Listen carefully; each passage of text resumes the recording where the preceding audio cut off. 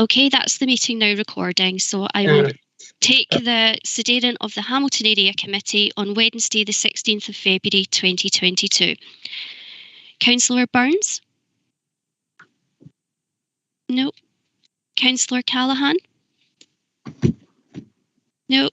I can see that we have present Councillors Carmichael, Chalmers, Craig, Devlin, Donnelly, Falconer. Do we have Councillor Horn present? Yes, I'm present. Oh, thank you, Councillor Horn. I can see that we also have Councillor Hose present. Councillor Lowe, are you present? No. I can see that we have Councillor McCreary present. Councillor McGeever? No. I can see that we have Councillors McGuigan and McLachlan present. Councillor Nayland, are you present today? No. Councillor... Sorry, apologies for Lynn Nayland. Her father is not well, so... Thank you, Councillor. Thank you. Councillor Nelson? No.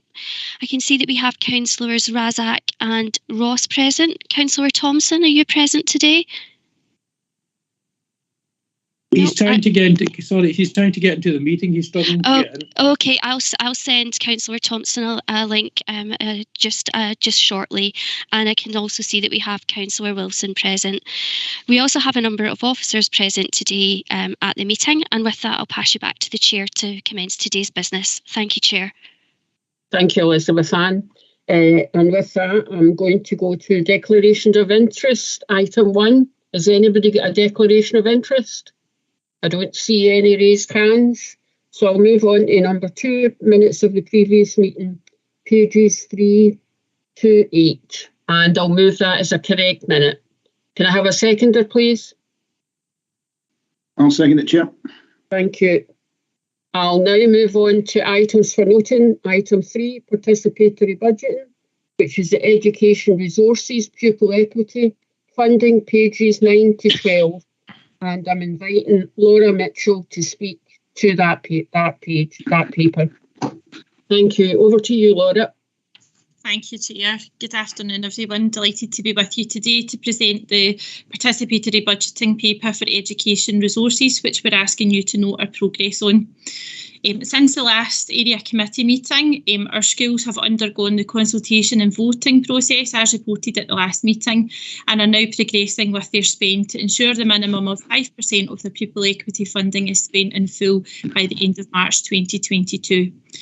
Today, I'm delighted to share with you 2 Hamilton School case studies of good practice with regards to participatory budgeting.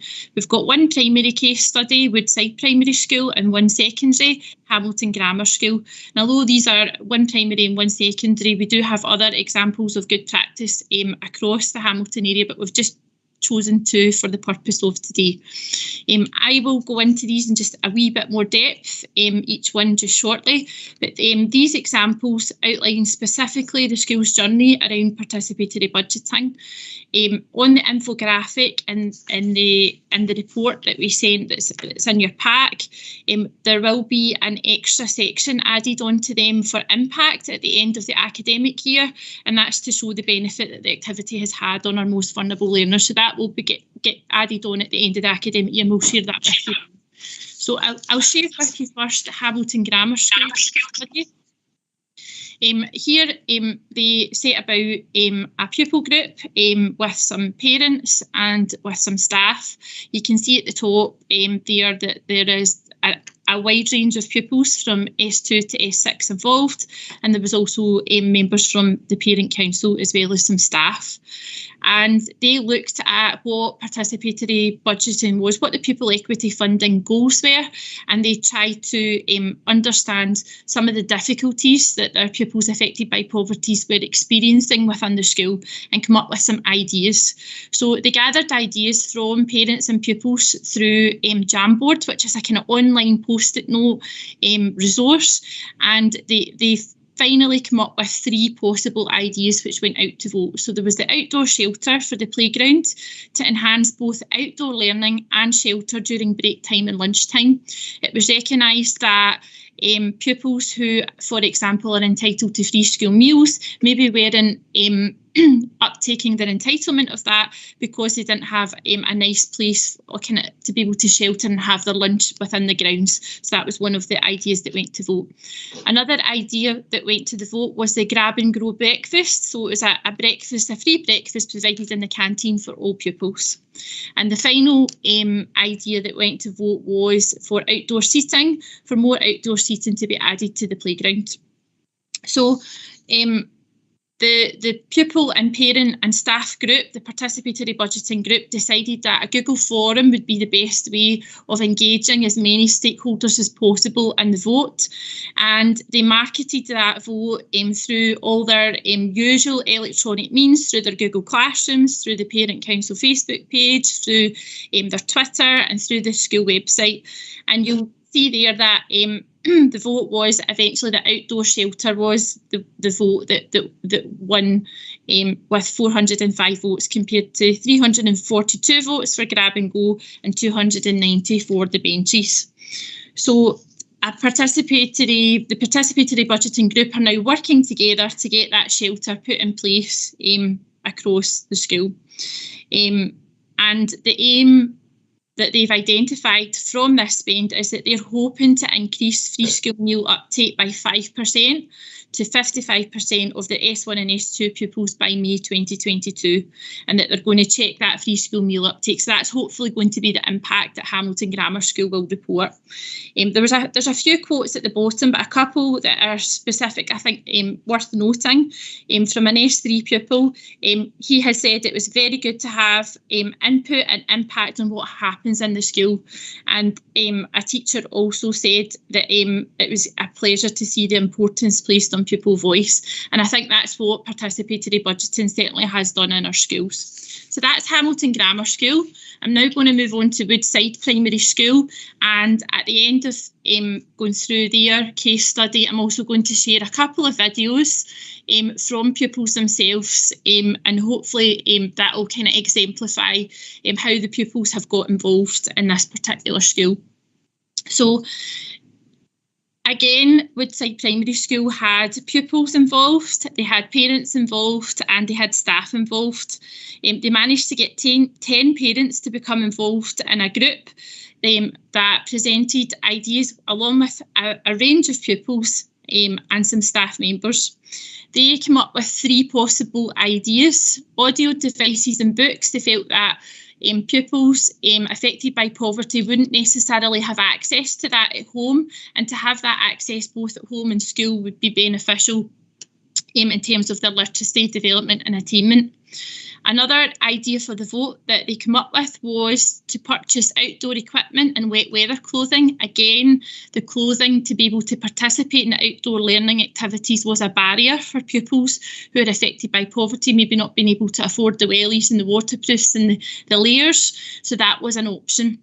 And the third option was trips and after-school clubs, which for pupils affected by poverty can sometimes be a barrier because parents maybe cannot afford the money to send them to the after-school clubs or to the school trips, or have any of the equipment to be able to attend some of the after-school clubs.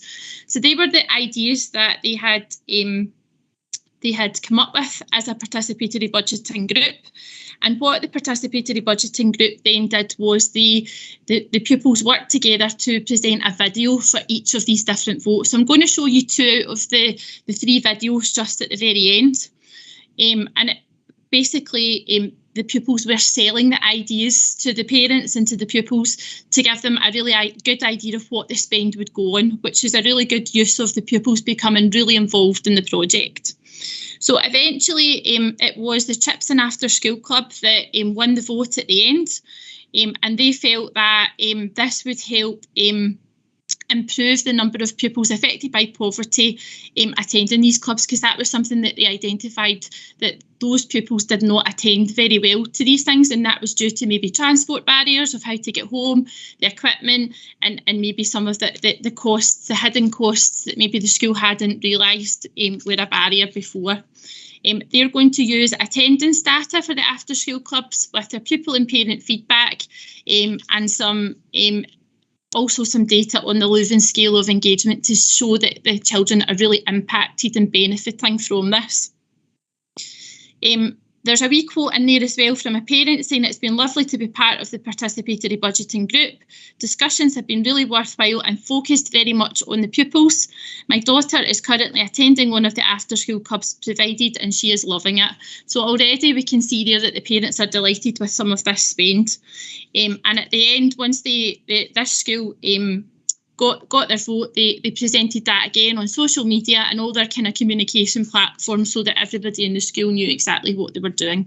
So without further ado, I'm going to pass over to the pupils of Woodside Primary School, and I'm keeping my fingers and toes crossed that the IT works for me. I've done a trial run and it worked okay, I think. There might be a wee delay with the streaming. Certainly when I tried it kind of half an hour ago, at the beginning of the video, the audio was ahead of the actual video, but corrected itself maybe about 10 seconds in. So apologies for that. Hopefully it will go okay. So let me see if I can do this.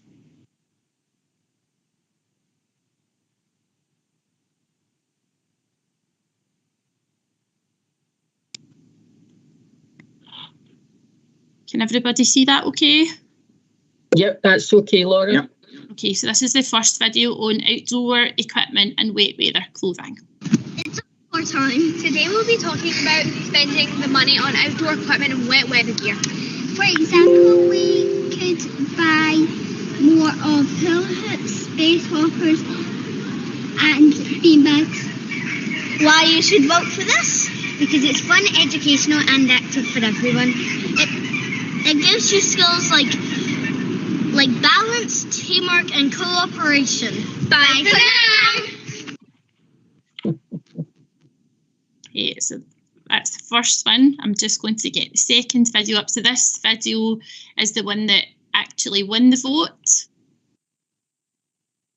Just bear with me.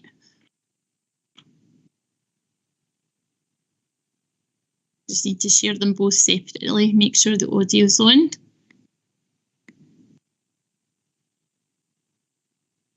Everybody see that one okay? Yep. Yep.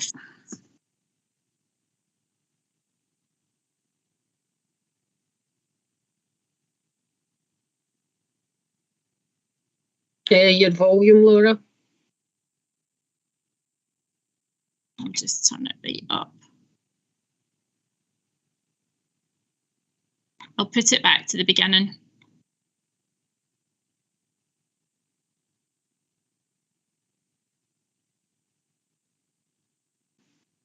Still a problem with the sound, Laura. Yeah. Can you not hear it at all? No. No. I'll try sharing it again. Sometimes it's the audio.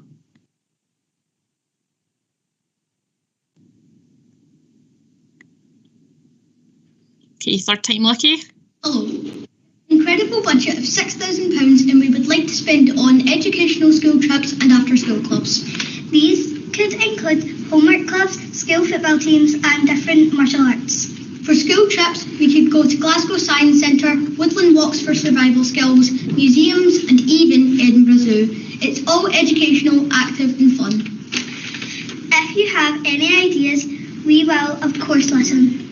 If you like our ideas, then please vote for us. Thank you very much. Bye.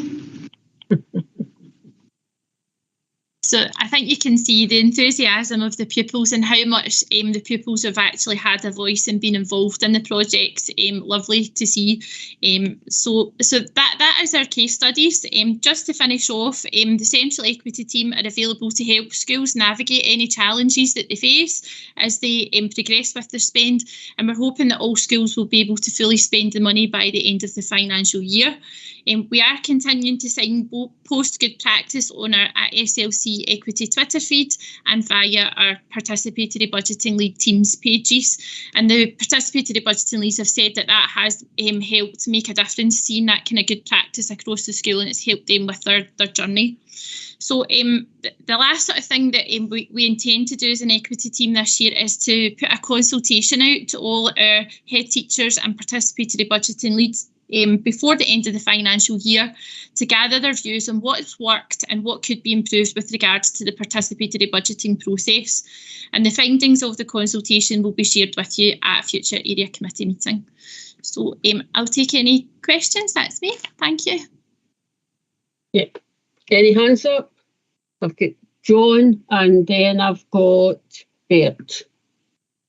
John, can you come? Yes, through you, Chair. Thanks very much, Laura, for that report. I think it's been a hugely worthwhile exercise. I know in my own patch, the 6 primary schools have been working in really innovative ways to bring this to the attention of pupils and parents and the staff themselves. It's been a great exercise, and I'm just amazed at how quickly the kids and the parents and teachers adapted to the idea of participatory budgeting when it took an awful lot of our councillors a hang of a lot longer to come to terms with it. Thanks very much. Thanks, John. Bert, you want to thanks very much. Your apologies for being late. Typical South Lanarkshire technology. Anyway, thanks very much, Laura. That is a fantastic report. Enthusiastic. Being the first pupil councillor in the whole of South Lanarkshire in 1973, I appreciate from the very beginning the importance of participation. And I was a wee bit sceptical, John, you're probably right, that participatory budget, but I think it's working, and I think the response to the school is fantastic. Can I just ask for my information more than anything, what was the initial budget we had in the pot at the beginning, and how are we doing so far? How much have we got remaining, if that's possible to answer? Thank you. Thank you, Bert. Laura? So in terms of education, we had put 5% of all schools pupil equity funding money. I can't quite remember what the figure was for that, but it was 5%. And collectively, our schools have put 6% towards participatory budgeting, so we're well on track. It's actually more than what we had initially said. Right, thanks very much, Laura. Thanks, Chair. Anyone else wanting to come in? No.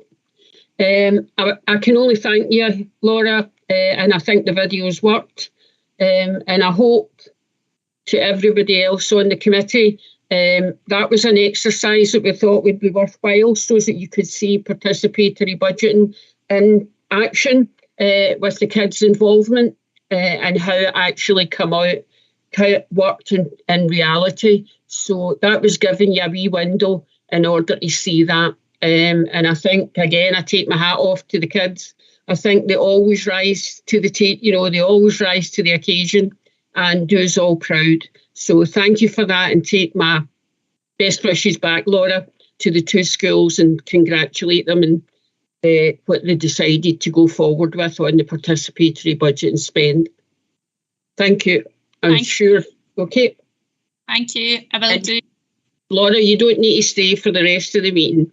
You can leave. Appreciate that. Good afternoon, everyone. Thanks again.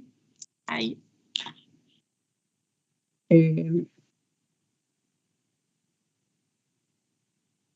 Number 4, item number 4, it's participatory budget in housing and technical resources, the housing investment programme, environmental programme, pages 13 to 14. And I'm going to invite Jonathan Reid to speak to that paper. Jonathan, over to you. Thank you, Chair, and good afternoon, councillors. Okay, doke. So in similar fashion to Laura's update, we're looking to provide an update to committee on our progress within the PB programme. I'm going to call it PB. I'm not going to try and say the longer version. So the update today is a particular project that's taken place within the housing investment programme on the environmental aspect of it. And it focuses on some work that we've done recently at Barnclooth Sheltered Housing Complex. So to give you a bit of context about this budget area, so this is the main investment budget that we have within the housing revenue account, and within that is a whole different upgrade budgets. There's lots of repairs budgets, all those kind of things, and we have an environmental aspect as well, which is done on the things that we'd like to do to improve the standard of houses or other buildings that we maintain or operate.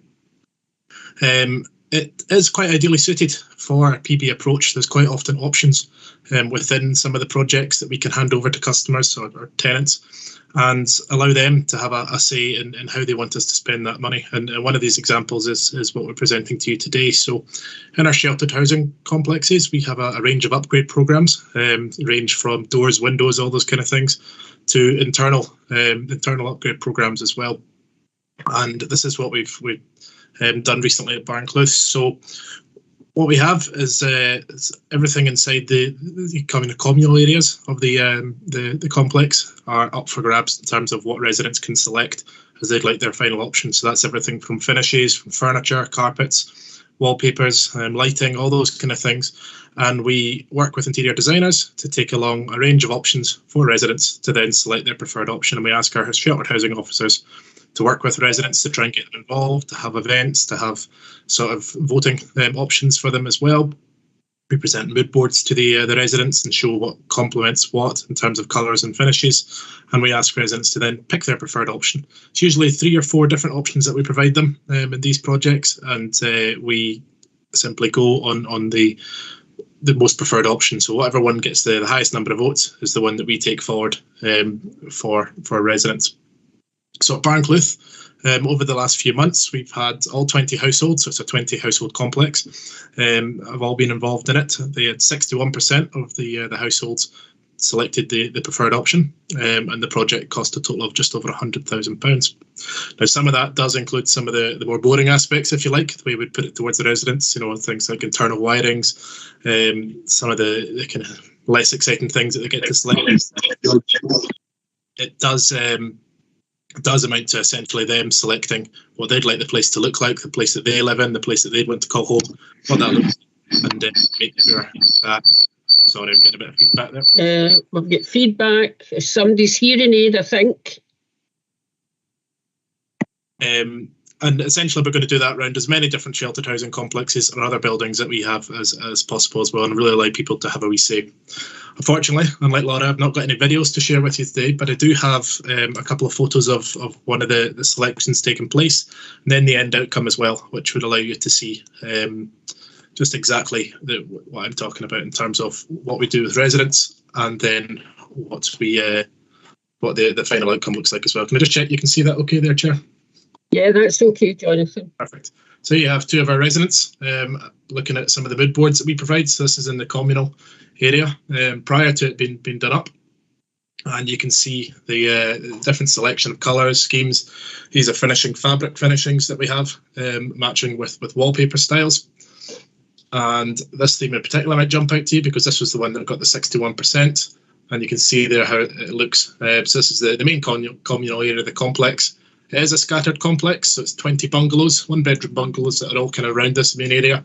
And this is where we encourage residents to come together to meet one another, to talk, to have different events, bingo nights, that kind of stuff as well. We want to make it as welcoming as possible for them. And the fact they've had a say in how this looks and feels really helps to add to that as well. You can see there, that's just one of the off-site seating areas as well, with one of the games set up for residents to play. So I hope that gives you a wee flavour of some of the work that's been taking place within our PB programme. I'm happy to answer any questions from any councillors today. Thanks, Jonathan, and you rose to the occasion by providing those pictures. That was excellent, and I can only thank you. That is great. I see, Alan, you've got your hand up. Are you taking it down? Yeah. Thanks. I'm just looking at this.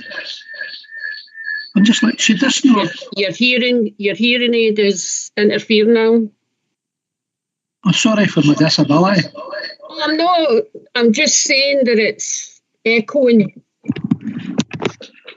Well, just a question to ask.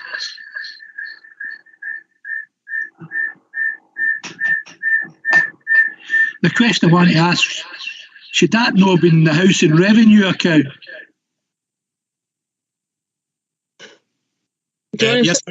Yes, Councillor. It does come from the housing revenue account. So essentially, the environmental programme within the housing improvement budget is a housing investment programme. Comes from the housing revenue account. So I think we said that at the start of the update in the papers. But absolutely, yeah, it's fully funded from tenants and other customers, and then it delivers for tenants and other customers as well. Okay, Bert, did you have your hand up? Yes, Chair. I'll make it brief. I think that, Jonathan, your report where I was involved many years ago, it was called the Home Happening, which allowed people who have new afforded people kitchens, bathrooms, fences, heating, roofs. Fantastic. Anything to do with improving homes has got to be good for the community. their mental and physical health. And the thing I like you did say there was about the choice. People came to me and they go to me, but we're entitled to this, entitled to that. I goes, yes, I don't disagree. But where before it was all, there's your Shanks toilet there. That's it. People are given choices in colour, material, a real input, and I think it's all about the input, and you're giving people that, and with the sounds of the feedback, it's really encouraging. So I wish you luck with that. Remember, don't forget Blantyre. Thanks, Councillor.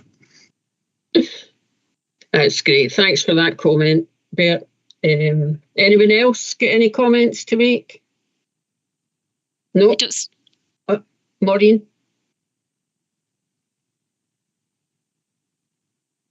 Sorry, Chair, no further hands. No further hands, right.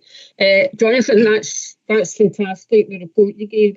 And I think it is important, as Bert said, that it's supported living coming from the people's views is very crucial going forward, that their request, their choice is taken into consideration. And it just shows participatory budgeting is actually helping that develop to go forward, and being able to, in a meaningful way, access people's views and choices. So thank you very much for that, Jonathan. And I'm sure we'll see you in the future back at the Area Committee. And again, for yourself, you don't need to stay on for the rest of the meeting. So thank you. Thanks, Chair. Thanks, all. Items for decision is the residence parking permit zones consultation, pages 15 to 20. And I'm going to invite Colin Park to speak to this paper. Thank you, Chair, and for inviting us along today to give you this update on the paper. I'm afraid I don't have any videos or pictures to show, and it's just going to be me talking for the next 10 minutes, so apologies if it's rather dry. But it is obviously important. So the purpose of the paper is to provide the Area Committee with the results of the completed residence parking permit zone consultation, and that will inform the committee's recommendation to a future executive committee. For members' information, our paper is being prepared for consideration at the 2nd of March executive committee. Section 3 sets out the background to RPPZs, and at paragraph 3.5 it notes that at the full council meeting of the 22nd of September, a motion was put forward in relation to the parking permit charges, and it was subsequently agreed that consultation with those residents who are part of the residence parking permit zones across South Lanarkshire would be undertaken. At that time, charging for permits was put on hold pending outcome from this consultation exercise being reported to the committees, and there was a specific request at that time to take the results through the 4 area committees. We have been through Rutherglen, Cambuslang, East Kilbride, and yesterday we did Clydesdale, and today is the last area committee for me to present to. Section 4 notes the details of the consultation and the numbers issued to the various areas across South Lanarkshire. So in total it's 4,286 households. And just to kind of, obviously given them here at the Hamilton Area Committee, 932 households in Hamilton, 18 in Uddingston, obviously with the large remainder elsewhere, in particular in East Kilbride. Section 5 and appendices 1 and 2 sets out the conclusions and the feedback from the survey. And at paragraph 5.1, it notes that of the 4,286 households that were consulted, we received returns of 1,365, representing a return rate of 32%. For members' understanding, paragraph 5.2 notes that for a consultation of this nature, returns typically run between 5 and 30%, and having a return rate of 32% indicates probably a greater level of engagement, indicating a good connection between the council and the residents, and again a general wide interest in the survey content. 5.4 of the report notes that of all the returns that we talked about there, the 1,365, 81% of them chose the option to pay the £5 per year administration charge, which equates to £10 over 2 years, and to remain part of their residence parking permit zone. Conversely, 19% wish to have their zone removed. Just again, because we're here today, the Hamilton Area Committee, is worthwhile highlighting that in terms of return rates in Hamilton, it was at 30%, so again the higher end, and in terms of those that voted to remain to pay and to remain within the residence parking zone was 95 and 5%. And Appendix 2 sets it out in a wee bit more detail. Turning to the recommendation, and this has generated a wee bit of debate at the earlier committees. Committees asked to know and discuss the contents of this report, and importantly, I want to stress to provide a recommendation. So the report does not provide a recommendation other than to present this to members. If there's any guidance needed in that or some advice given from myself in terms of previous discussions, I'd happily do that. But I'd hand back to yourself, Chair. Thank you. Okay, thanks for that, Colin. I'm going to open it up to the committee. I'll move the report. And can I have a seconder on that? I'll second it, Chair. Thank you. And I'll open it up to the committee for any comments. Councillor Thompson, Chair. Councillor Thompson. Yeah, thanks very much, Chair. Thanks for the report, Colin. I don't know if you can provide me just now or maybe send them to me. There's a lot of controversy over the years regarding Station Road, Blantyre, the train station, Park Lane and the new hub, etc. Could you tell me, was that area surveyed and what the outcome was? As I say, if you can't provide me now, if you can maybe email me. Thank you. Thank you, Chair. Thank you, Chair. Chair, if I come in there, Councillor Thompson, I can give you some background. So you may remember from earlier committees, albeit I've lost track of the last 2 years when it actually occurred, but towards the end of 2019, through the Road Safety Forum, there was a multi-party working group set out to look at residence parking permit zones, and that concluded that the previous position where we weren't introducing new residence parking permit zones could be reviewed, and a decision was taken. I think it went to Community and Enterprise in early 2020 to accept the findings of that. So the decision was taken that we would look to expand out and introduce and assess new areas for residence parking permit zones. If I remember correctly, Station Road was one that was listed as an area to be added. I'm sure you'll all appreciate the last 18 months to 2 years have been a bit challenging, and we've not managed to get to Station Road or any other areas. What we now have, if members through the Exec Committee in a few weeks' time do agree to introduce such a charge again, it'll make the expansion of residence parking zones and implementation of what is a good tool for some of our residents and communities a little bit easier to manage in terms of the financial side. So to answer the question, I don't think we've formally assessed it for a residence parking zone. As I'm sure you'll appreciate, Councillor Thompson, you and I have had many pieces of correspondence and dialogue over the years. We're well aware of the issues that are out there, so we do know the pressures, but it would be an area that we would tackle. Regardless, we'll be looking at tackling it in the coming months and years. Thanks, Chair. Thank you. Thanks, Colin. Jim, John, and then Maureen. Thanks, Chair. It's interesting that I'm assuming that this is actually a consultation that's going out to existing residential parking zones, and that's the reason why there's only been 18 responses from Uddingston, because I know that, and I'm sure that Maureen might be just about to come in and say this as well, is that we've had considerable correspondence from our constituents, in particular in the Bothwell area and also in Uddingston close to the station. And when you're talking about the sort of the high profile or high demand parking areas, this, in our opinion, within Bothwell and Uddingston comes into two categories.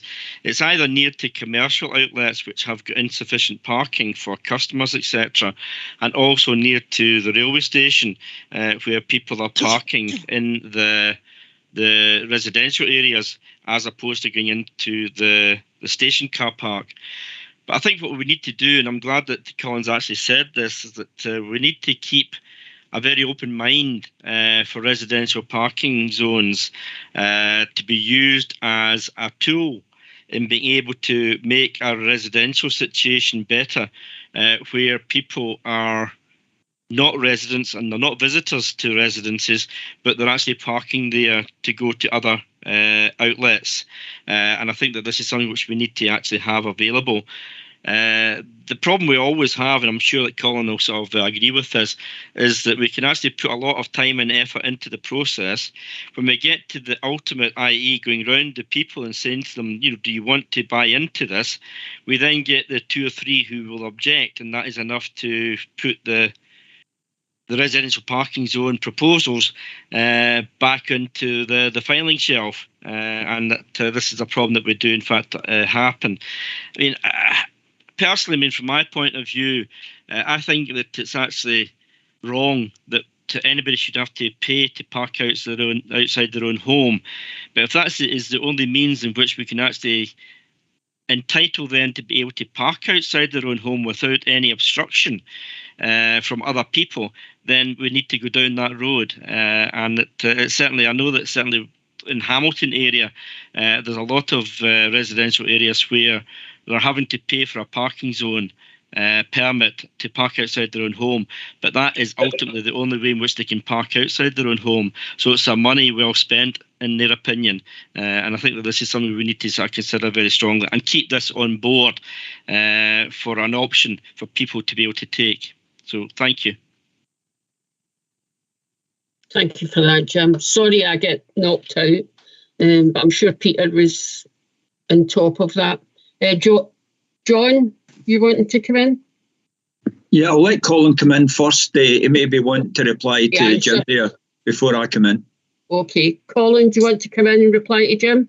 Yeah, thank you, Chair, and Councillor Ross for that as well. Again, all the points you've made there, Councillor Thompson, are more than valid. Councillor McGuigan are more than valid.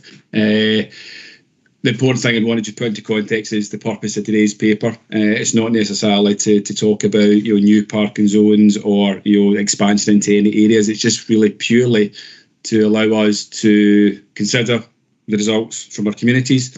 What I think demonstrate for those residents who are, for want of a better term, enjoying the benefits of residence parking permit zones, they've recognised that the benefits versus what is a small, modest charge to allow us to recover the costs associated with providing that discretionary service. So, we do have, we've got a list of areas. I think Station Road's been one as well. Areas in Hamilton where we do intend to go in and do an assessment. Nothing to do with whether it's going to cost £10 or not, but we're going to look at the benefits of it, because very, very quickly with a residence parking permit zone, you can bring a solution into one area, but you chase the car round the corner, and very quickly, all of a sudden, you've covered an entire town in residence parking permit zones. And that's not always the answer to everybody. For people living in high demand areas, we want a better term, it's a good management tool and they're willing to pay. But the further out you start going, it can be a bit of a sledgehammer to crack a nut. So there's a balance, but if this does go through in terms of what the communities, and I'm stressing all we are reporting today is the results of the consultation and what the communities we've consulted have agreed to progress with. Thank you, Chair. Hope that helps. It does help. John, you want to come in? Yeah, thanks, Chair. Colin's covered a wee part of this.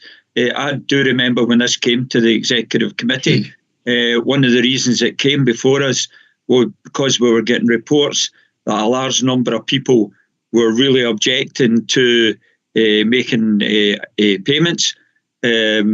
And we decided the best course would be to take cognizance of the views of all the areas that presently had the parking zone areas and come to some resolution on whether they thought it was a good idea or not. Now, the parking fee at £5 doesn't even recover the cost of implementing the parking charge.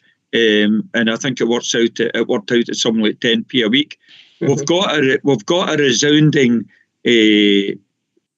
decision from those people who were asked to pay it. It's not a 50-50 decision.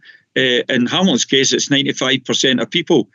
So I think we should agree with the findings and make a move to the Executive Committee to agree to the decisions that have been accepted locally by all the people who were asked about this. Thanks very much, Chair. Thank you for that. Maureen, you wanting to come in? Yeah, just firstly, I would, can you just echo what John's saying? I think if you've got 90% of folk who say this is fine with me, I think we should respect their views. Just quickly, can you in Station Road, Colin, I vaguely remember there was a consultation, but it was one of those things, there was a real there was no clear conclusion. And I think if you remember at the time, we were just starting off in the St Joseph's development, and also there was going to be the move towards St Joseph's Primary School being a kind of, a park-free zone. That's all kind of underway now. So I think it's probably best to see how that pans out before because I know the fears of the people were really questioning. They were really split, but they were really questioning. That's just going to knock things into, if they're a Park Lane, and just knock people into the side streets, a bit like what you said. So given the St Joseph's development's kind of reaching conclusion and the St Joseph's Primary School stuff is ready to get going, it's probably worth just revisiting that and sometime in the near future to see what's needed for there. Thanks. I think that's very, very valid, that comment, Maureen, and that probably help to alleviate any fears Bert might have. So to revisit that and see how it's panned out in the future. I think I see one more hand up. Maureen, Devlin. Right, thanks, Chair. Right, thanks, Mary. It's just fair enough. I can understand this report being presented to us, and I can understand it being footnoted, but at this moment in time, I don't think we should be putting a recommendation forward to the exec. It should just be noted, because there's no guarantee whether the Labour group are going to agree with it, or I don't know if any of the other groups are going to agree to it. Don't have a problem discussing the paper. However, I don't think a recommendation should be made just now. Thanks. It was up to this committee to make a recommendation if they so felt that was the right thing to do. But at the moment, we have got this to note for this meeting, and then take it forward to the executive. No, but it does say, Mary, that to provide a recommendation. I'm just saying we shouldn't. We should only be noting it. I had an update on that, Maureen, so... Oh, well, I don't have that update, Mary. Sorry, Maureen, sorry. Okay, well, it is... and it also fell under notes for decision-making as well. It did, actually, you're right. Elizabeth Ann, where are you? I'm here, Chair. So the purpose of the report was for the committee to note the contents of what was discussed within the paper, and also it asked to discuss those contents and to provide a recommendation for consideration at a future executive committee. And I know it has been taken to the other 3 area committees, and there has been discussion there. Colin might be able to provide a bit more kind of background on that. Thank you, Chair. And so is John. So I was just taking the recommendation from this meeting. But Colin, in you come. Thank you, Chair, and Councillor Ross and Craig, if that's okay. I knew this would happen, because this is exactly what's happened in other 3 area committees. And again, apologies if the report isn't clear. So clearly there's been good discussion today, but it is not. Well, it could be if area committee agree, but we are looking for a recommendation. So there's been multiple recommendations that have been considered previously. Some have been just, if I can share, that the findings of the consultation should be accepted, and the council should continue to provide permanent zones at £10 charge. Other ones that have been considered it's for the executive to make a decision. Not necessarily for the area committee, and one area committee agreed that, and another area committee had a good lengthy debate, and following a vote, they agreed that the findings should be accepted and £10 charges there. So again, without clearly wanting to guide committee, I just wanted to highlight that we need to have a recommendation or a motion put or a recommendation, and that should be accepted, amended or voted on, and if obviously there isn't agreement. So, sorry, Chair, for maybe breaching into Elizabeth Ann's job there. Apologies, but I do appreciate it's maybe been a wee bit of a challenging recommendation for people to consider. Thank you, Chair. No, Maureen was being open and transparent in her position, so that's fine. But John did put a proposal up, Maureen seconded it, and I was therefore going to put it to the meeting, whether we go forward with that recommendation. So can I put that? Chair, sorry, Chair, to interrupt. So with regards to Councillor Devlin not wanting to provide a recommendation, do we have a seconder for that then? I'll second that. Sorry, Councillor Carmichael, I'll second Maureen Devlin's amendment. Okay. So can I just be clear then, and Colin can keep me right as well. So apologies for this. So we have the motion, we have a recommendation, the proposal by Councillor Ross to take cognizance of what was said in the paper and the views of the local residents and accept the findings, and that was seconded by Councillor Chalmers. Am I correct in saying that the amendment to that is from Councillor Devlin, that this committee is not going to provide a recommendation to the Executive Committee, and that was seconded by Councillor Carmichael? Does that seem... The item is purely for noting, Elizabeth Ann. And that the item was for noting? Yeah. So... Okay. So when you go, Elizabeth Ann. So if everyone's in agreement with that proposal and the amendment, the motion being Councillor Ross and seconded by Councillor Chalmers, and the amendment that the paper just be for noting and no recommendation taken to Executive Committee from this area committee, which was proposed by Councillor Devlin and seconded by Councillor Carmichael, then I will just go to a vote by roll call if that's okay. Yep. Chair, you've actually got a couple of hands up. You've got Councillor Lowe. Yes, sorry, apologies. Right, I never saw Councillor Lowe. Councillor Lowe, and then Peter, you can come in. Thank you very much, Mary. Have we come back to the time that we spoke to the police as regard to people been up in curbs and whatnot? John says they're 90% wanting these tickets. But I'll tell you something, as you looked at the amount of people that's gone up in the grass verges plus the footpaths. At Allington Lee, it's unbelievable. And John will know that area, and so will Colin. But they're up in footpaths. You can't walk down a footpath now because they're taking up all the room. And there's a lot of problems before we decide on this. No, I would like to see it happening, but I'm afraid to say to you, we've still got a hell of a lot of problems. They came to tar up at the Mill Inn last week. Now there's a house in it, there's a public house, and there's a grocer shop, and there's a wee hairdressers. And they've done all the outside bit and whatnot. And what do you think happened? They've left all the big holes in the middle part. It's neither done nor let alone. I would like Colin to meet us and go up there and have a look at it.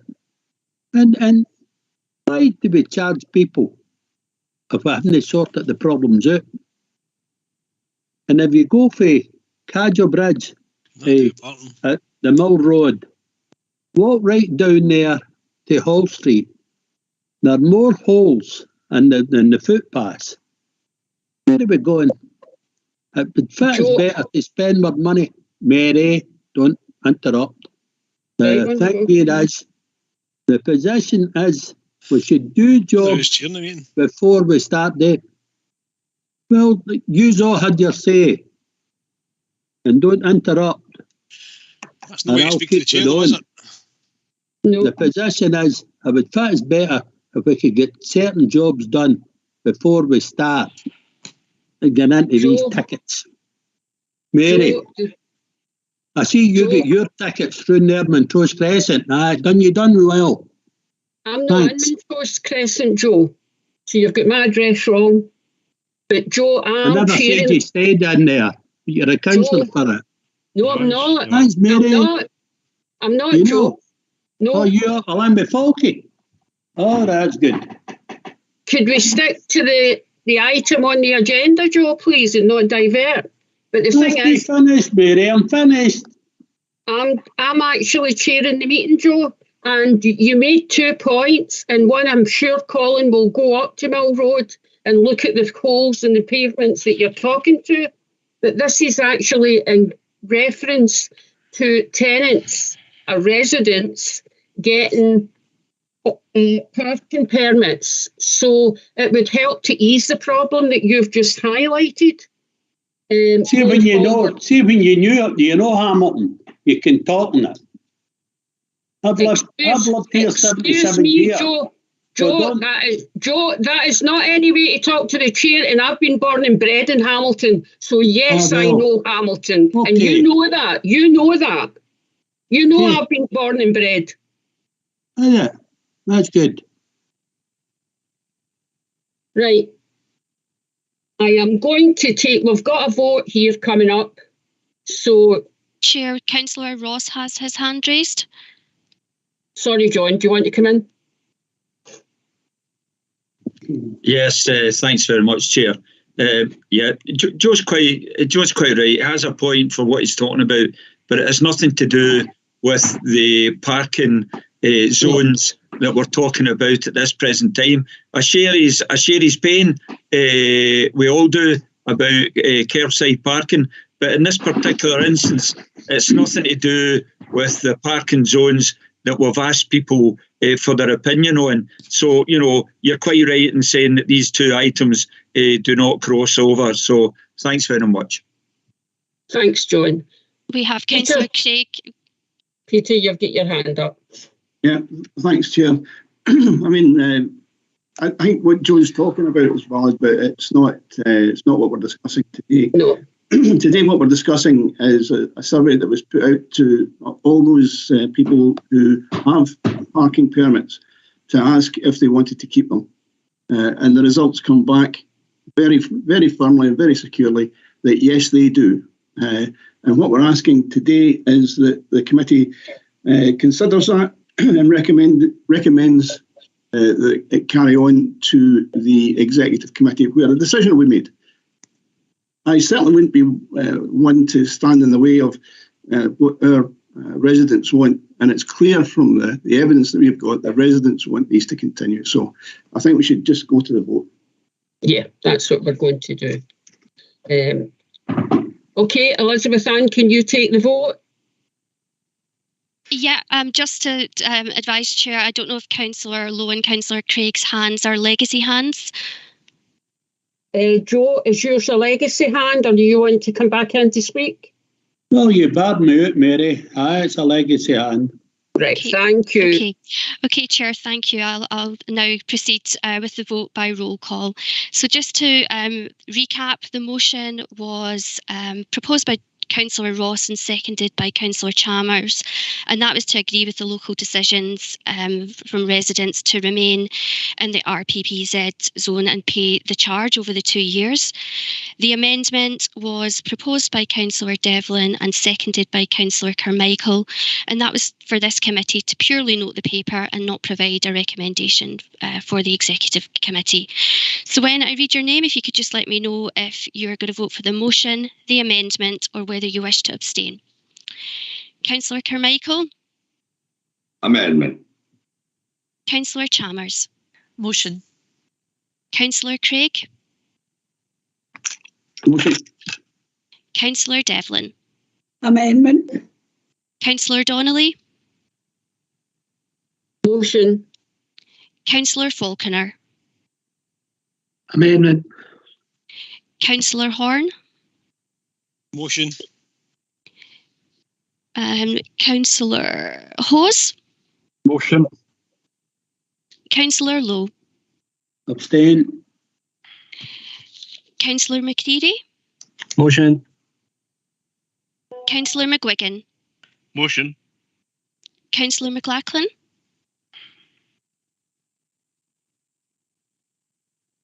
Do we have Councillor McLachlan? I still see him showing in the meeting. Councillor McLachlan?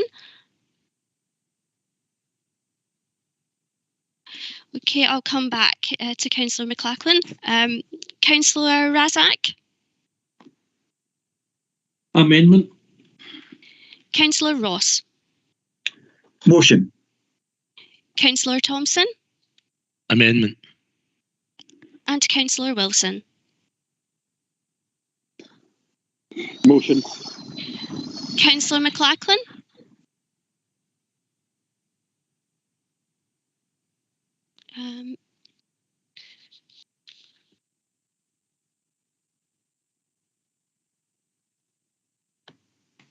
Councillor McLachlan, can I have your vote, please?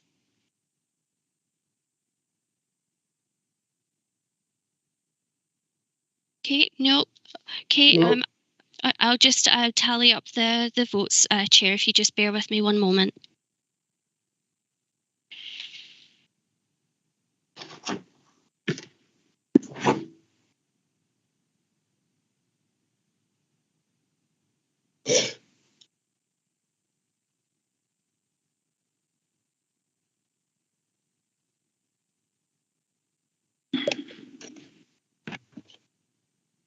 Okay, Chair, I can confirm that 9 members voted in favour of the motion, 5 voted in favour of the amendment, and 1 member abstained. I therefore declare the motion carried. Thank you. Thank you, Elizabeth Ann, for that roll call. Can I take members back to items for noting 3 and 4? To say that the items were for noting, and I'm asking for use. I'm going to move that we note them now and get a seconder. Thanks. I'll second them, Chair. Agreed. Agreed. Thank you. Agreed. Okay, we're now on to the. Is Colin still there? Colin, you can actually go. Okay, there's no need for you to hang on to the rest of the meeting. Thank you, Thank Chair. you for your presentation.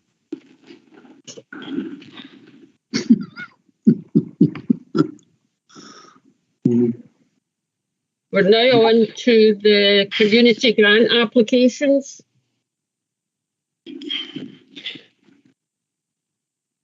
Agreed.